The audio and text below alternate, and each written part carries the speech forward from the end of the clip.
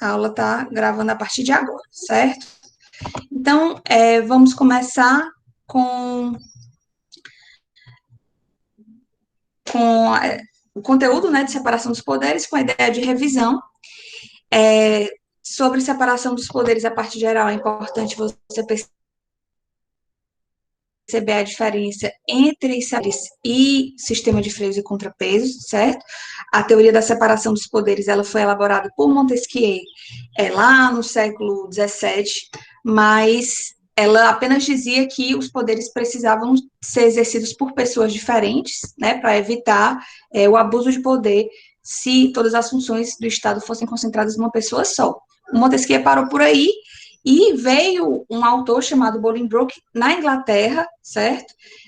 E veio complementar a teoria da separação dos poderes, trazendo a ideia do sistema de freios e contrapesos. E aí ele disse que não bastava que as funções ficassem sendo exercidas por pessoas diferentes. Esse autor inglês disse que era necessário que um poder ficasse fiscalizando a atuação do outro, né? Então, o sistema de freios e contrapesos vem como um complemento, né, à nossa teoria da separação dos poderes. E aí, aqui no Brasil, é adotado tanto a teoria da separação dos poderes quanto o sistema. Na nossa Constituição de 88, nós temos vários exemplos do sistema de freios e contrapesos funcionando aqui no Brasil, certo? Então, por exemplo, a gente tem atualmente o presidente da República criando várias medidas provisórias, certo? Vocês vão estudar em direito constitucional que as medidas provisórias, elas podem ser criadas pelo presidente da República justamente numa situação de urgência, numa situação de emergência, para tratar sobre assuntos de interesse social, de relevância. O presidente vem criando várias medidas provisórias para tratar sobre essa questão do coronavírus, né? Sobre questões trabalhistas, econômicas e tudo.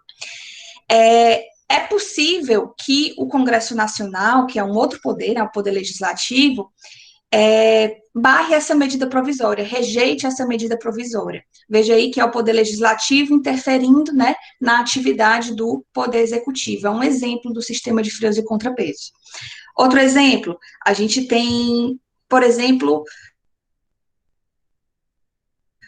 os ministros do Supremo, eles são nomeados, são escolhidos pelo presidente da República na medida em que a vaga vai surgindo, certo? Os ministros do Supremo Tribunal Federal, não sei se vocês sabem, são 11, certo? Existem 11 ministros do Supremo Tribunal Federal. E esses ministros, na medida em que, por exemplo, um morre, um se aposenta, um renuncia ao cargo, a vaga fica aberta e o presidente que estiver exercendo o mandato naquele momento vai indicar o próximo ministro do Supremo Tribunal Federal, né? Então, existe um ministro que deve se aposentar daqui para o fim do ano, o ministro Celso de Mello, e aí, a partir da aposentadoria desse ministro, o presidente da República vai indicar um novo nome para ser ministro do Supremo Tribunal Federal. Veja que é o Poder Executivo, né, interferindo na atividade do Poder Judiciário. E ainda essa nomeação precisa da aprovação do Senado, ou seja, da aprovação do Poder Legislativo. Então, é mais um exemplo do sistema de freios e contrapesos. A gente tem aqui na nossa Constituição, vários exemplos. O julgamento do impeachment do presidente da República é feito pelo Poder Legislativo, certo? Dentro da Câmara e do Senado Federal. É um outro exemplo desse sistema. Toda vez que você vê um poder interferindo na atuação do outro, ou o executivo interferindo no legislativo, ou no judiciário, ou o judiciário interferindo no legislativo ou no executivo, etc., a gente vai ter um exemplo desse sistema de freio, certo? Tudo isso para evitar que um desses poderes tenha poderes, de certa forma, absolutos, arbitrários, e a ideia é que cada poder fiscalize e controle a atuação do outro, tá certo? E aí, nos últimos 3 vídeos, nós falamos sobre os 3 poderes de forma... há um exemplo de intromissão do legislativo interferindo no judiciário? Sim, Guilherme, boa pergunta. Antes da gente passar para frente, vou responder aqui a pergunta do Guilherme. Um exemplo da intromissão do legislativo no judiciário, certo? Isso aconteceu, gente, numa decisão sobre a proibição de vaquejadas, certo? É assim, vou explicar como é a intromissão que o legislativo pode fazer no judiciário. É assim, o legislativo pode criar uma lei, certo? O judiciário pode barrar essa lei, pode declarar essa lei inconstitucional, certo? Pode dizer que essa lei contraria a Constituição por algum motivo. E aí vai ser o judiciário interferindo no legislativo, certo? Mas quando o judiciário, aí o Supremo Tribunal Federal prolata essa decisão, certo? Dá essa decisão invalidando essa lei criada pelo legislativo. E o que é que o legislativo pode fazer? O legislativo ele pode criar contrariando a decisão do Supremo Tribunal Federal, certo?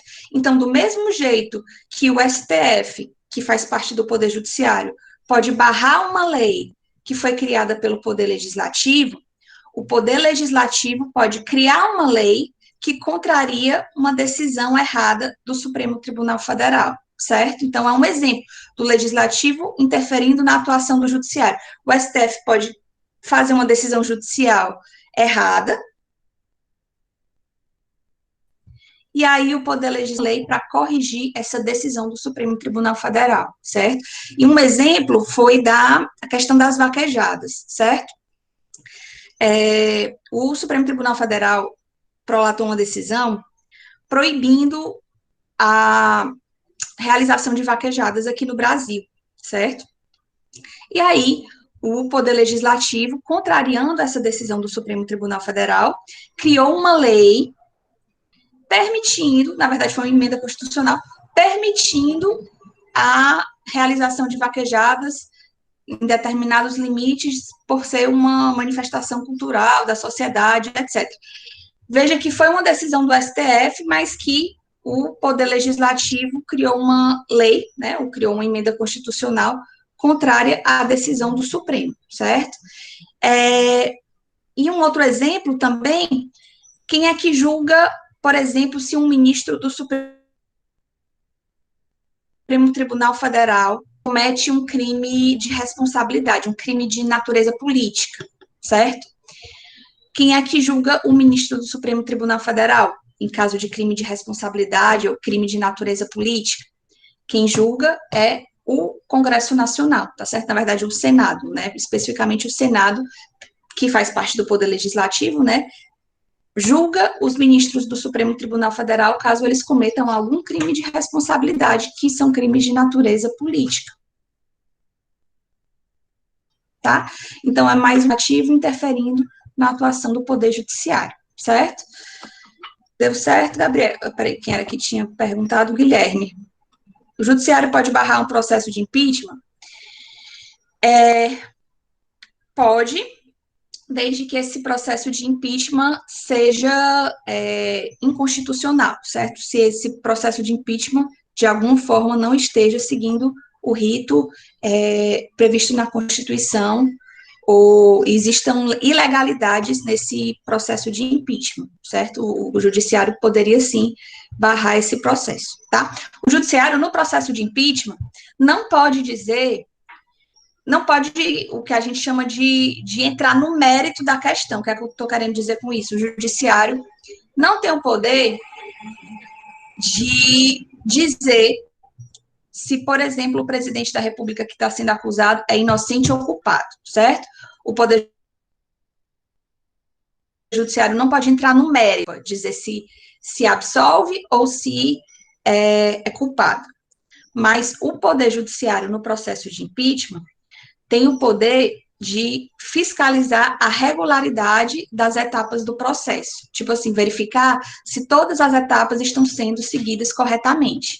Então, imagine um processo de impeachment em que não foi dada a oportunidade de defesa para o presidente da República que está sendo acusado, certo? A defesa, gente, a ampla defesa e o direito ao contraditório, o direito de se defender, vocês vão estudar em direito constitucional, que é de qualquer processo, de qualquer pessoa que está sendo acusada. Todo mundo que está sendo acusado de qualquer crime, seja um crime de natureza penal, seja um crime de natureza política, todo mundo tem direito à ampla defesa, todo mundo tem direito de se defender. Se por acaso no processo de impeachment não for dada a oportunidade para o presidente da República se defender, aí seria, por exemplo, a oportunidade do Poder Judiciário barrar esse processo, certo? Até que a situação se regularize, certo? Não é possível que exista um processo sem, acaso isso acontecer, o Poder Judiciário pode interferir para barrar esse processo de impeachment, tá?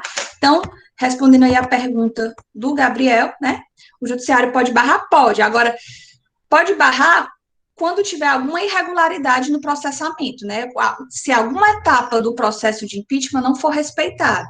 Então, o Poder Judiciário ele vai fazer o controle da legalidade do processo. O que é que o Judiciário não pode fazer no processo de impeachment? Dizer se o presidente é culpado ou é inocente, porque aí esse papel do julgamento em si cabe ao Poder Legislativo, certo? E aí o Guilherme perguntou, e o Executivo? O Executivo, o quê? Intrometendo no Judiciário,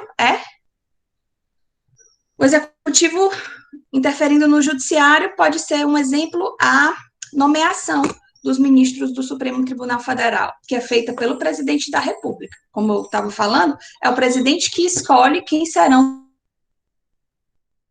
os ministros do Supremo Tribunal, na medida em que eles vão saindo do cargo, né? Então, se um ministro se aposenta, se um ministro morre, vai surgir uma vaga, e aí é o presidente da República que indica quem vai ficar no lugar, tá certo?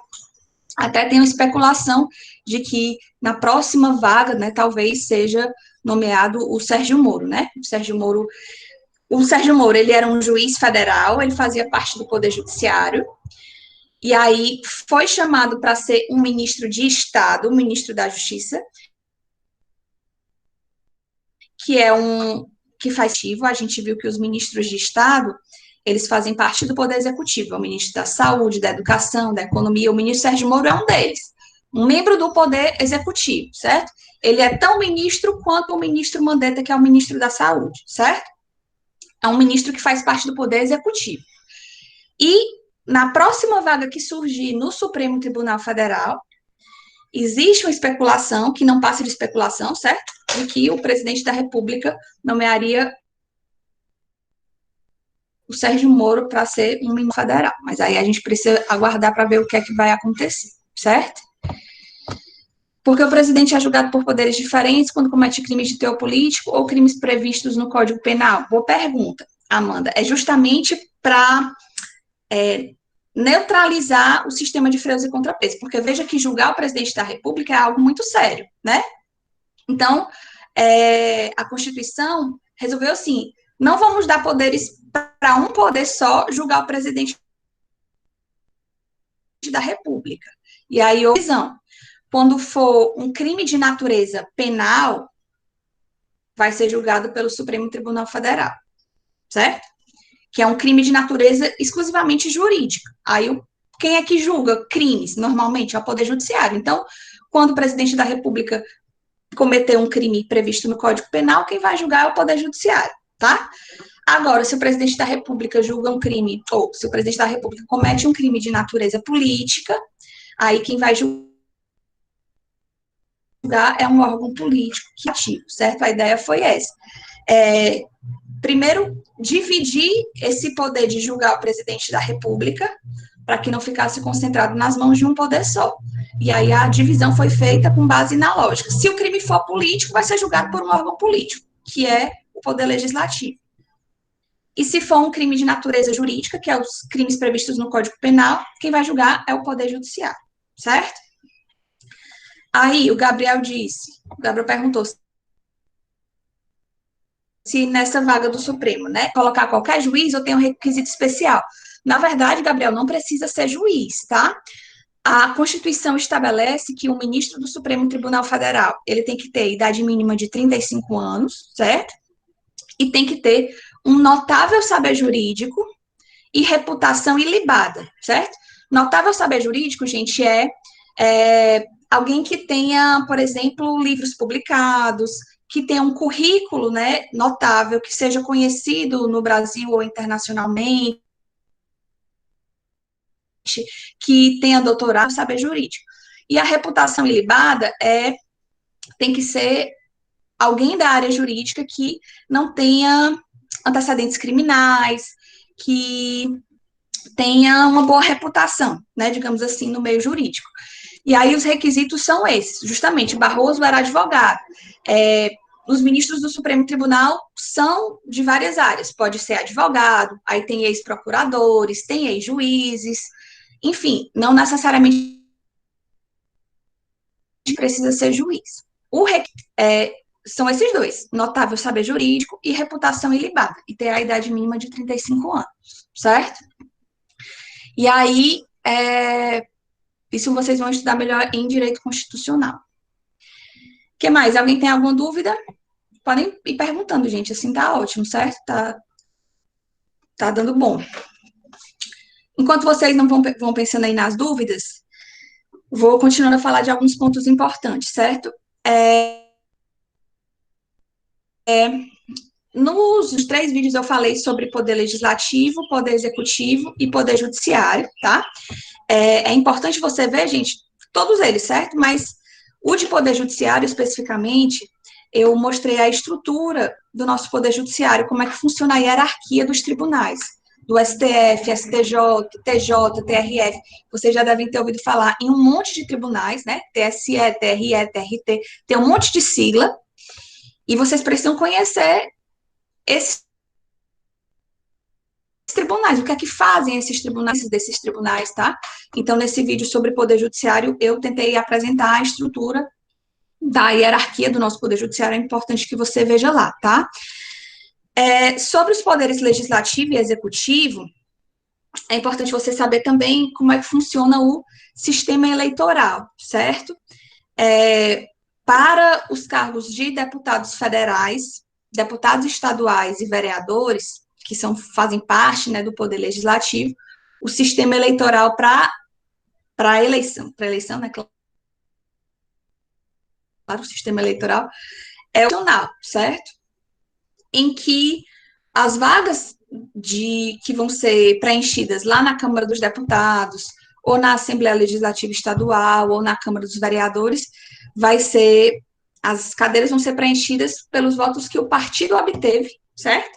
E não pelos votos que o candidato em si teve. Então, no sistema proporcional, que vale para esses cargos, pronto, não tinha compreendido.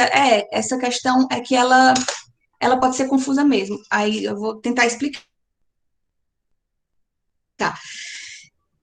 Pronto. A respeito disso, lembrei porque. Tá. Falo já sobre a justiça militar, mas deixa eu primeiro falando dessa questão do sistema proporcional de eleições, certo? No sistema proporcional de eleições, as cadeiras, por exemplo, da Câmara dos Deputados, que são. Vamos pegar, por exemplo, o estado do Ceará, certo? O estado do Ceará tem direito a 22 deputados federais. Por quê? Porque é proporcional à população de cada estado. Nós temos 513 deputados federais no total, e vai variar de estado para estado de acordo com a população desse estado. Então, São Paulo, que tem muitos habitantes, vai ter mais deputados federais, tem 70. Amapá, Roraima, Sergipe, tem menos habitantes, então vão ter menos deputados federais, então tem só 8, certo?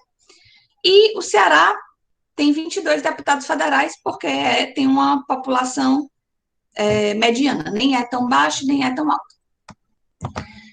Aí,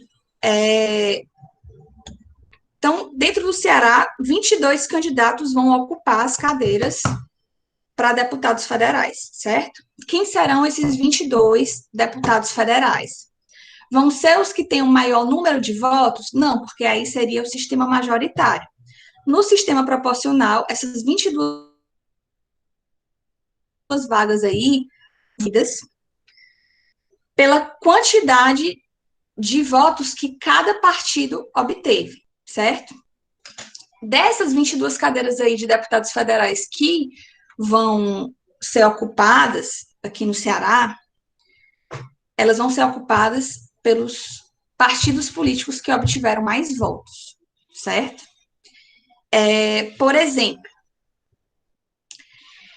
vou dar um exemplo aqui. Se a gente tiver o PDT, vou dar um exemplo aleatório, certo? Imagine que o PDT, ele coloque 3 candidatos aí para ser deputado federal. Eles colocam bem mais, certo? Mas eu vou dar um exemplo com poucos para poder explicar. Imagine que o PDT coloque 3 candidatos. Um candidato obteve 10 mil votos. O outro candidato, 8 mil votos. E o outro candidato, 2 mil votos. Então, teve um com 10, um com 8, um com 2 mil votos. No total, o PDT teve 20 mil votos nessa eleição, certo? Considerando os três candidatos que ele tinha, 10 mil, 8 mil e 2 mil, certo? 20 mil votos. Imagine que outro partido, sei lá, vamos supor, o PSL, ele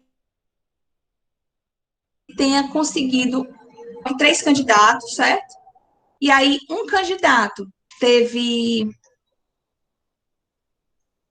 Vamos supor que um candidato sozinho, foi um candidato famoso, certo? Botou uma pessoa famosa. Um candidato sozinho teve 25 mil votos, certo? O outro candidato teve 1.000 votos, e o outro só era a família, só a família votou nele, teve, sei lá, 500 votos, a família era grande, pronto. O PSL teve, então, 25 de outro e 500 de outro. Teve 26.500 votos, certo? E outro, estou anotando aqui para eu lembrar dos números que eu disse. Outro partido, sei lá, vamos supor, o PSOL, ele teve um candidato com 12 mil votos, um candidato com 1.000 votos e um candidato com 1.000 votos. Então, o PSOL teve 14 mil votos. Não sei se vocês estão acompanhando. Estou gravando, qualquer coisa vocês podem rever, certo? Resumindo o exemplo que eu dei, 3 partidos políticos de deputados federais pelo estado do Ceará. O PDT, no total, teve 20 mil votos, porque teve um com 10, um com 8 e um com 2. Somando tudo, o PDT teve 20 mil. O PSL teve 26.500 votos no total, porque teve só um com 25 mil, o outro com 1.000, o outro com 500. O PSL teve 26.500 votos. O PSOL teve um com 12, um com 1, um com 1.000,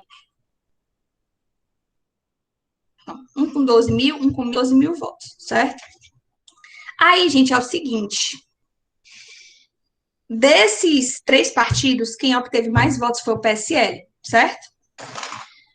Aí, existe um cálculo que vocês vão estudar em direito eleitoral, que leva em consideração o número de eleitores daquele estado, certo? O número de candidatos, etc. E esse cálculo que é feito pela Justiça Eleitoral vai determinar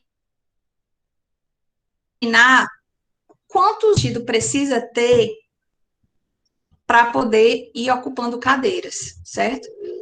Então, vamos supor que nesse cálculo, que é feito com a fórmula que leva em consideração o número de eleitores daquele estado e o número de candidatos daquele estado, isso vocês vão estudar lá em direito eleitoral, vamos supor que o coeficiente eleitoral, que é esse número que é dado por essa fórmula que é feita, o coeficiente eleitoral tenha determinado que é preciso de, deixa eu ver aqui, 15 mil votos, certo? Não, vou botar aqui.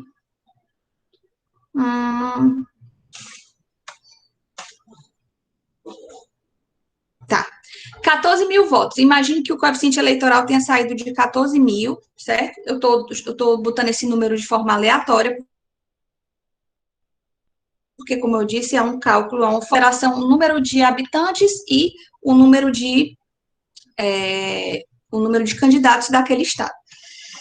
E aí o número que saiu foi 14 mil. Isso quer dizer que a cada 14 mil votos, o partido político vai ter direito a colocar uma pessoa para dentro, certo? Pronto. É porque os números que eu coloquei aqui vão dar mais ou menos, mas vai dar certo. É o coeficiente eleitoral. Aí o PDT, dá para vocês verem aí? Pronto. O PDT, ele conseguiu 20 mil votos, certo? Se a cada 14 mil ele consegue botar uma pessoa para dentro, ele vai conseguir colocar uma pessoa, porque ele teve 20 mil, né? Pronto. Ele vai conseguir colocar um candidato. O PSL também vai conseguir colocar um candidato, certo? E o pessoal também vai conseguir colocar um candidato, porque teve 14 mil votos. Mas imagine outro partido, por exemplo, o PT, se ele tiver um candidato que foi super bem votado, que tenha conseguido 20 mil votos, o outro conseguiu 5 mil votos, o outro conseguiu 5 mil votos. O PT teve um total de 30 mil votos, ele consegue colocar duas pessoas para dentro. Por quê? Porque a cada 14 mil ele vai conseguir, não dá nem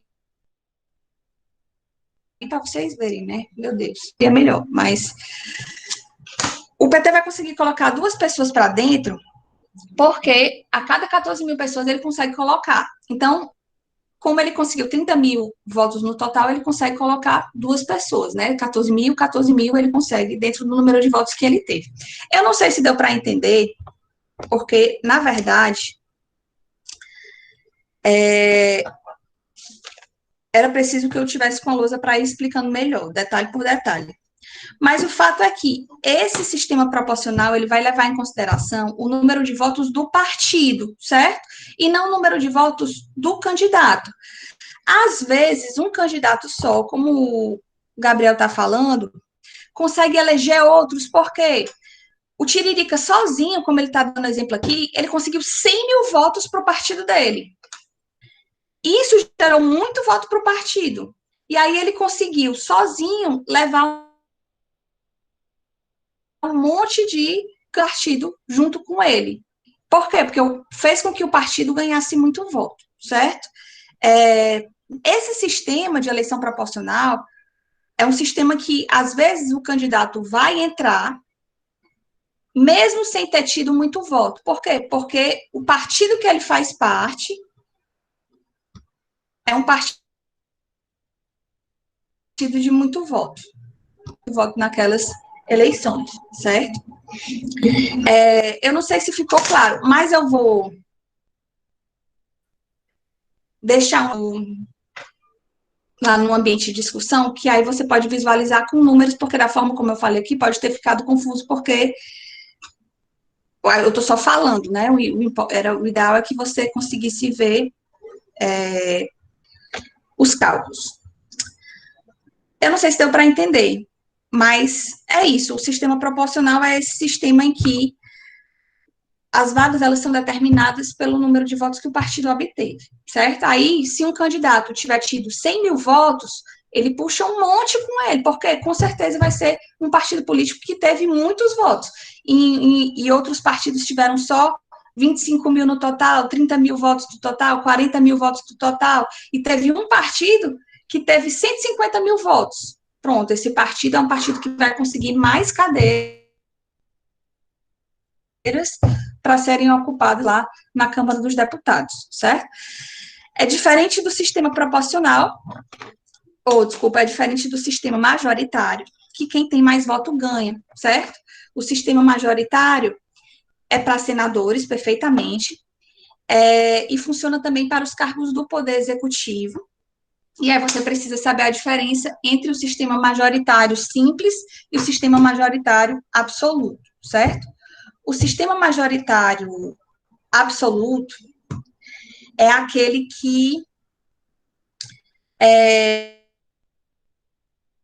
é para 50% dos votos válidos, certo? Isso acontece para os cargos de presidente da República, de governador do estado e para prefeitos dos municípios com mais de 200 mil eleitores, certo? É o sistema majoritário absoluto. Não basta ter mais voto, precisa ter mais de 50% dos votos válidos. E isso pode acontecer em primeiro turno, ou, caso isso não aconteça em primeiro turno, vai haver um segundo turno.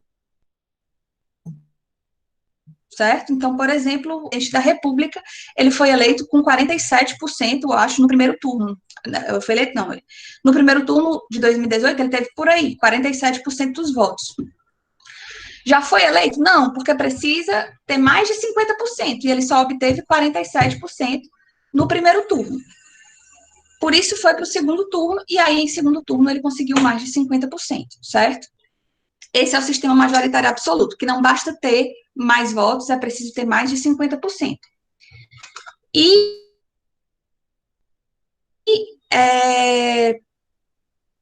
majoritário simples, que é o que funciona para senadores e para prefeitos dos municípios com menos de 200 mil eleitores, é o sistema que determina que basta ter mais votos. Quem tem mais voto ganha, só tem um turno sempre. Então, pode ser que um candidato ganhe com 35%, com 36%, 37%, porque os outros tiveram 20%, 22%, 23%. Ou seja, quem teve mais não conseguiu 50%, beleza.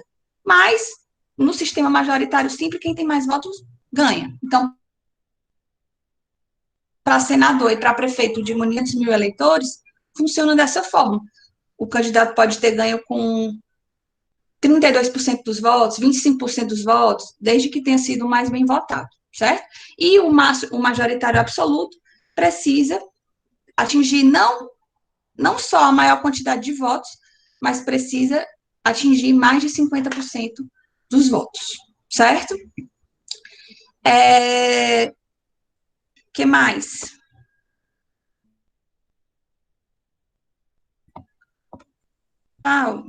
Que mais? Alguém tem mais alguma dúvida? Só para municípios com. Pera. O sistema majoritário simples, certo? Vai funcionar para as eleições de senadores e para as eleições de prefeitos com municípios de até 200 mil eleitores, certo? O sistema majoritário absoluto, que é o que pode ter 2 turnos, que precisa dos 50% dos votos, vai funcionar para presidente da República e para prefeitos de municípios com mais de 200 mil eleitores, certo, Tamires? Deu certo? Numa cidade pequena, 2 candidatos empatassem. A Constituição, ela não estabelece uma resolução para esse caso, né? Porque empatassem, aí vai ser contado de voto por voto, não só percentual, né? Assim, me parece praticamente impossível que se empatassem exatamente o mesmo número de votos. Aí a Constituição, ela realmente não dá a resposta, certo? Me parece que teriam que ser feitas novas eleições. Eu acho que seria marcado, a lógica, né, é que seriam marcadas novas eleições. Mas, assim, me parece uma situação bem hipotética, porque mesmo que chegasse no empate, na hora do voto a voto, né, haveria a diferença de 1, 2, 3 votos, e aí seria escolhido o candidato mais bem votado, né? Certo?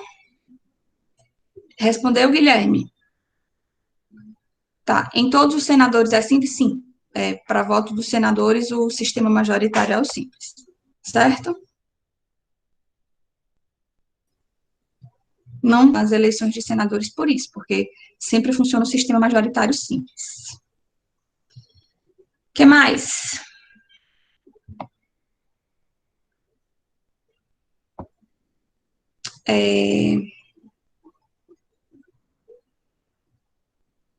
Tá. A dúvida que o Gabriel tinha sobre a justiça militar, né?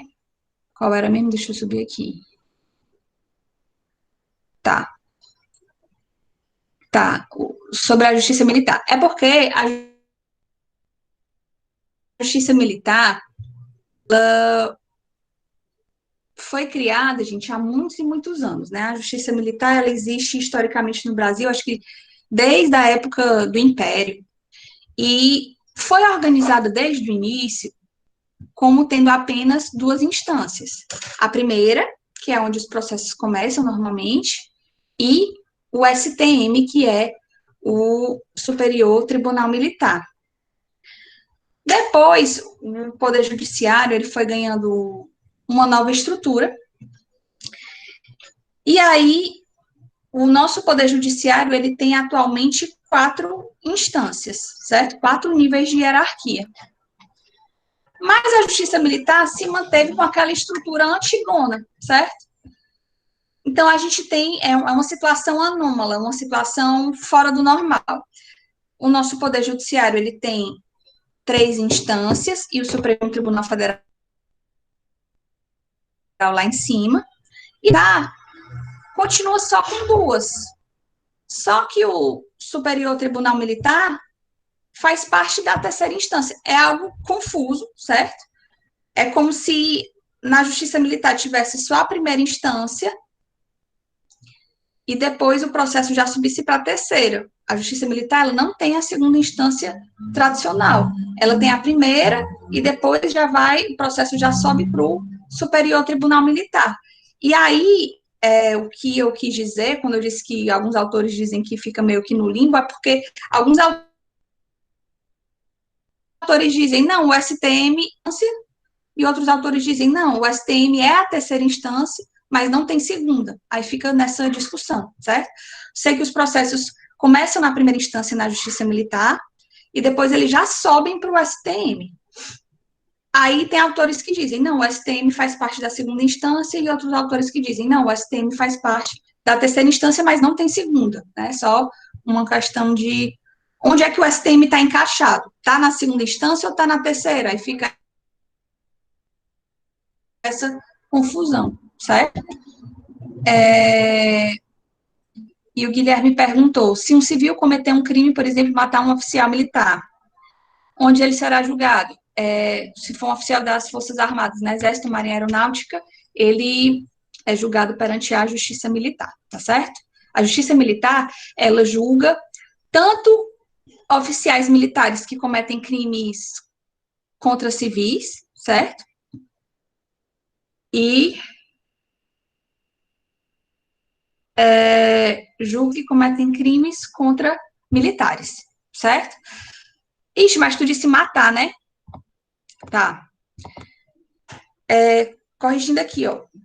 A Justiça Militar, ela julga crimes cometidos por oficiais militares contra civis e por civis contra oficiais militares, exceto crimes contra a vida, certo? Crimes contra a vida, tá? Corrigindo aqui, Guilherme. Crimes contra a vida, que inclui, por exemplo, o homicídio, tá? São julgados sempre pelo Tribunal do Júri, que é aquele júri popular. E aí é na Justiça Estadual, tá certo? Mas é uma exceção, que vocês vão estudar em direito penal, em processo penal. A Justiça Militar, ela vai julgar crimes sem ser crimes contra a vida. Tanto de militar contra civil, como de civil contra militar. Agora, se for um crime contra a vida, não vai para a Justiça Militar. Vai lá para a Justiça Estadual, que é onde tem o Tribunal do Júri, certo? É uma exceção, porque a Constituição estabelece que o Tribunal do Júri vai prevalecer sobre a competência da Justiça Militar. Certo? Respondeu aí a dúvida? Aí teve um caso, não sei se vocês lembram, eu não sei se vocês chegaram a acompanhar, ele era, acho que um tenente do Exército, algo do tipo, e primeiro ficou noticiado que ele tinha matado o filho e tentado matar a esposa. Foi aqui em Fortaleza esse crime, que foi bem chocante. Primeiro ficou noticiado como se ele tivesse matado o filho, tentado matar a esposa e se matado. Depois, foi descoberto que, na verdade, foi a mulher que matou o filho e forjou tudo isso e tentou matar ele, enfim, é a confusão. Onde é que está sendo julgado esse crime? lá no tribunal do júri, na justiça estadual, a júri popular. Por quê? Porque foi, no final das contas, né, foi descoberto que foi um crime cometido por uma civil, a mulher, né, contra o filho e contra um militar. E aí está sendo julgado pelo tribunal do júri. Tirou a dúvida, Guilherme? Quem mais? Quem tem alguma dúvida, pode ir perguntando aí. Eu estou preocupada com a história do sistema proporcional, porque eu acho que o exemplo que eu dei foi mais confuso. Era para eu ter pensado antes no exemplo. Que mais, gente?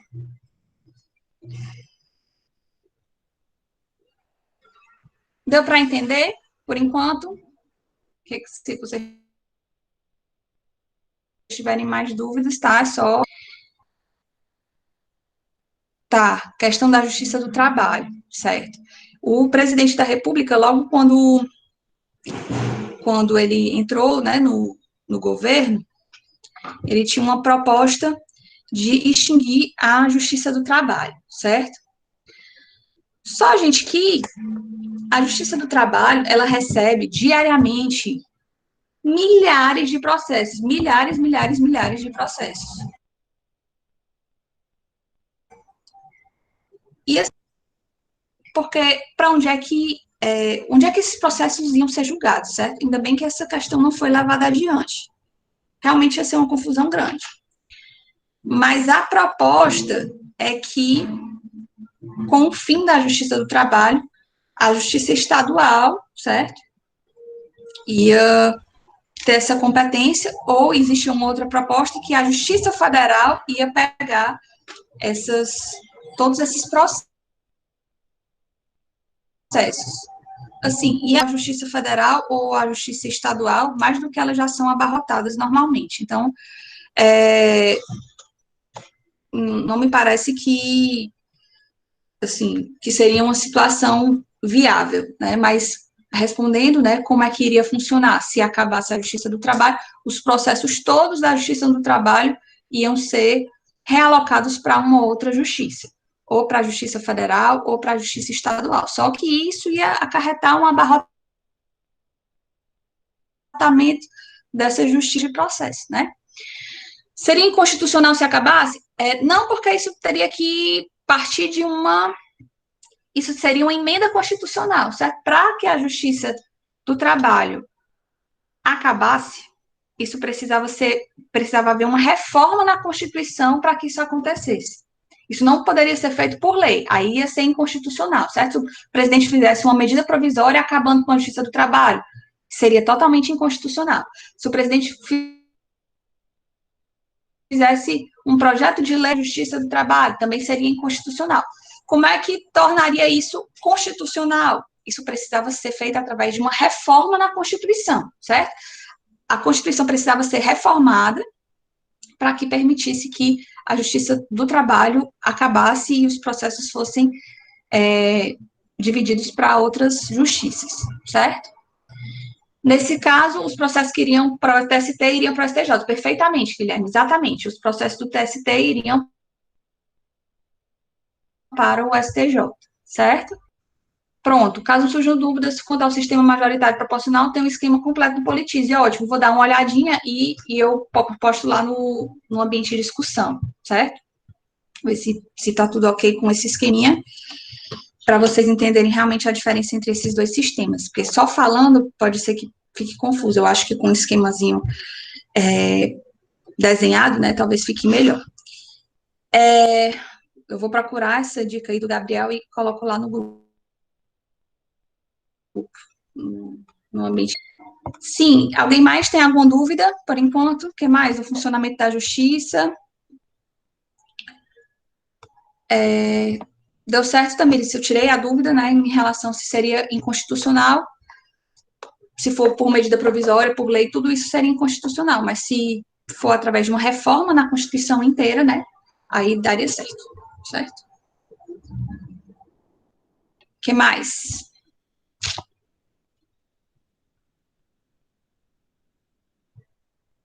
Dúvida? Manter a data da prova? Eu acho que não. Que dia, você sabe qual é a data que tá prevista? Posso olhar aqui. Peraí, provavelmente vai ser outra data. Deixa eu olhar qual é a data que está marcada. Ah, dia 28. Vai ser outra, certo? Vai ser em maio. Mas aí não se preocupe que eu aviso com antecedência, tá? E aí, para a prova vai ser a unidade 2 de poder, separação dos poderes, e a unidade 3 que a gente vai começar na quinta, eu já posto o primeiro vídeo, é sobre república, monarquia, presidencialismo, parlamentarismo, uma matéria também super importante para você saber, certo? Aí, para a prova, que vai ficar só para maio, tá? Vai ser unidade 2 e unidade 3 que vai cair. O que mais?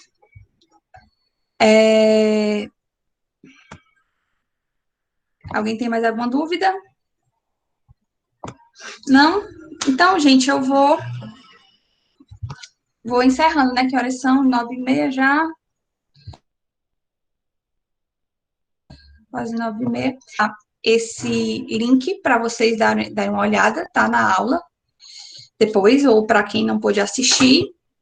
E pronto. Na quinta-feira, gente, eu vou postar mais vídeos para a gente começar essa unidade 3 sobre república e monarquia, tá certo? Eu vou encerrando aqui, queria agradecer a todos, né, que vieram, obrigada aí pelas dúvidas, muito boas as perguntas, qualquer dúvida também estou via torpedo, tá certo? Então, vou encerrando. Bom dia, gente.